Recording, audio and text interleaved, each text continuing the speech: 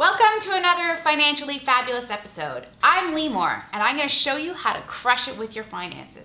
In today's episode, I've got my friend Janine here, and we're going to be talking about the people you need in your financial corner. Come on, this will be fabulous.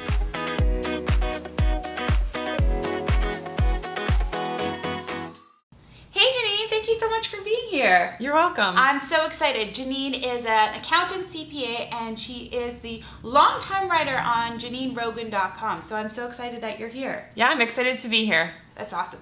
So we're going to talk to you guys a little bit today about who you need to have in your financial corner. So maybe you could start us off. Who would you say are the top 3 people everyone should have in their financial corner? Absolutely. The top 3 people that you're going to need in your financial corner are your financial advisor, your accountant or CPA, and your insurance broker. I agree. Actually, those are really a great 3 that you should have. I'm totally on board. I was going to come up with something else, but you definitely got it covered there. So let's talk a little bit about each. All right, so you started us off with financial advisor. Yes. Tell us a little bit about that. So a financial advisor can be someone who does many different things that help you with your finances.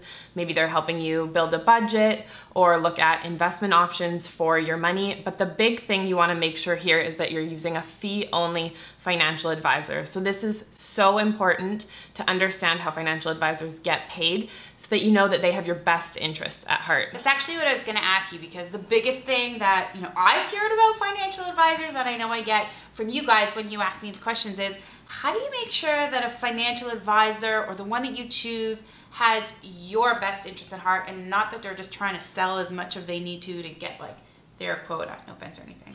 Right, yeah, we've seen a lot of that in the news lately, especially with some of the advisors at banks.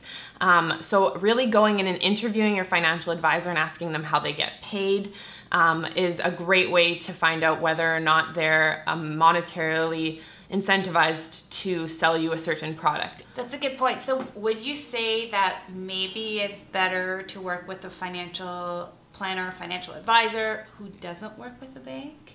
It definitely depends, and interviewing them is the best way to find out if that financial advisor is going to work for you. I mean, there's some great financial advisors that are available all across Canada and the US. And I love that you said that they can talk to you about things like budgeting and retirement and a whole slew of things. It's not only investing, right?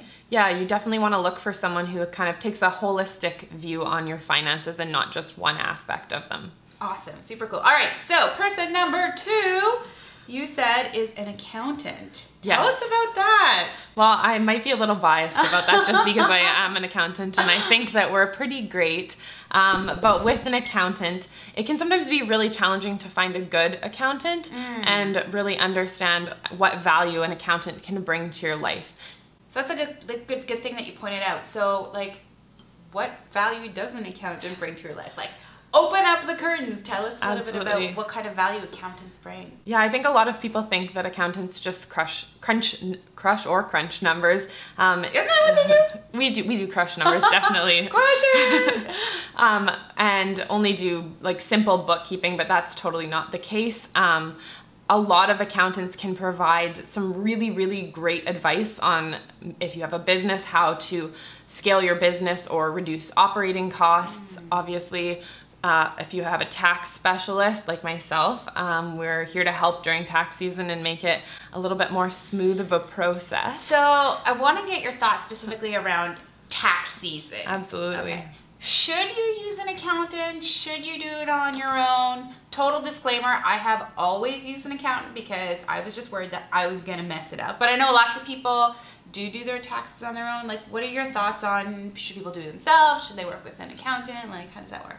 I think it depends on the complexity of your return. So if you're, a single person and maybe you just have a T4 and an RSP slip, you should be able to pop that into, simple tax or TurboTax or even H&R Block, and it will spit out your return pretty quickly. Where it gets a little bit more complex, if you're self-employed or you have a side hustle, maybe you've started a business, that's where you really want to utilize an accountant to make sure that you are following all the rules and you're not making any mistakes on your return. Okay, so let me just recap.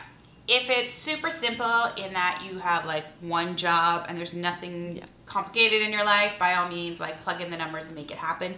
But as soon as you start side hustling, having additional property, if you've got a business, that's when like the accountant's your best friend. Absolutely, and property is a huge one because there are some deductions you can take on your return that you don't necessarily have to take in the year. So it might be worthwhile to talk to an accountant to see, you know, what it would look like going forward and how you can best benefit from those. So that's actually what I ended up doing. As soon as I kind of got into real estate, I actually moved to an accountant who specialized in real estate because I was like, I don't know what I'm doing, somebody help me out. So that's a really good piece of advice. Okay, person number 3 that you said you need to have on in your financial corner is an insurance broker. Tell me a little bit about that. Why insurance broker? Because I would have guessed the same thing, but tell me why you think that.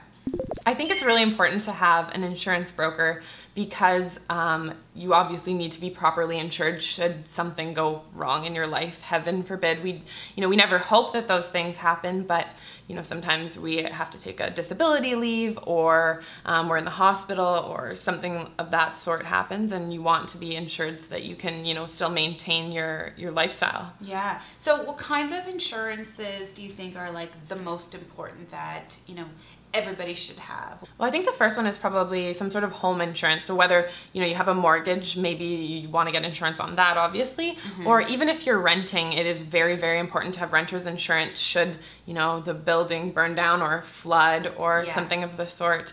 Auto insurance is also super important for your lifestyle, just protecting your car.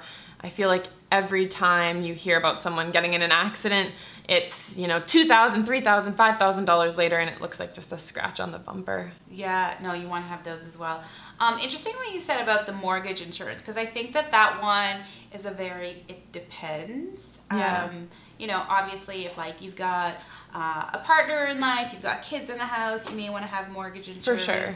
But if it's just me living in my own place, like, I know this sounds morbid, but like if I die, just sell the place. Like I don't want to pay extra insurance. For sure. All this depends. And I mean, insurance needs definitely come down to lifestyle. And actually, one of the things that we were chatting about just the other day when we were connecting, and what's actually really cool is that Janine doesn't even live in Toronto here. You're up from Calgary. I am up from Calgary. Which is super cool, but she's in for a little bit in Toronto. I was like, let's get together, let's hang out, make this happen. So, when we were kind of chatting about that, we're talking a little bit about insurance because I actually have a living insurance, which is not as typical and not as common.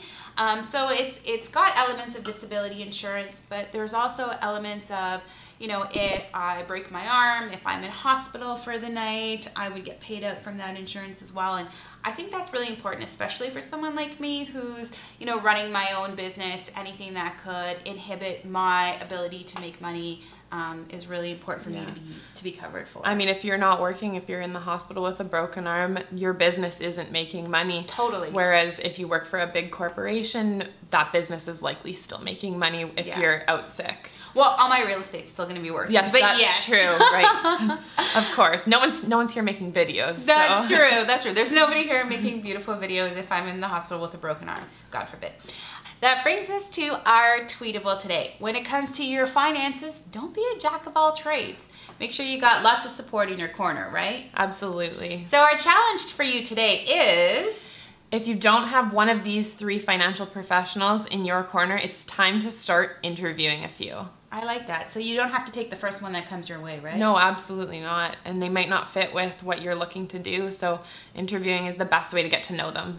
I love that. So if you like this video and you learned something, subscribe to my channel and to Janine's. I will link it down for you below.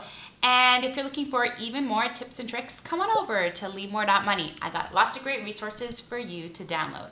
Remember, Janine and I, we're not here to change who you are or how you live your life. We just have strategies to make you even more financially fabulous. Thank you so much for watching, and we'll catch you next time. Till then, stay fabulous. And make sure that you can find, nope, I have to do that again. That's okay. Sorry.